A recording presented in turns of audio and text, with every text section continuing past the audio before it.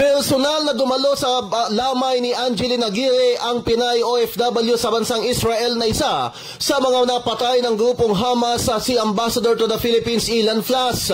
Kinaumagaan ay bumalik pa ito sa kanilang bahay bago na naman ilibing ng hapon si Angeline kahapon sa may bahagi ng San Carlos City.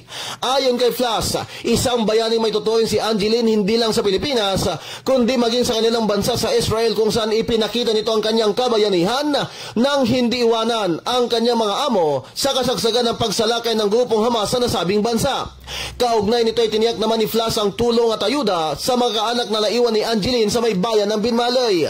Sa kabilang banda, maging mga Pinoy na natili ngayon at naiwan na nagtatrabaho sa Israel ay makakaasa anya sa pagtutok at pagtugon ng kanilang mga pangangailangan lalo na sa usapin ng kaligtasan ng mga ito. Si Angeline nilibing pasado alas 3 kahapon sa may isang sementeryo sa bahagi ng San Carlos City.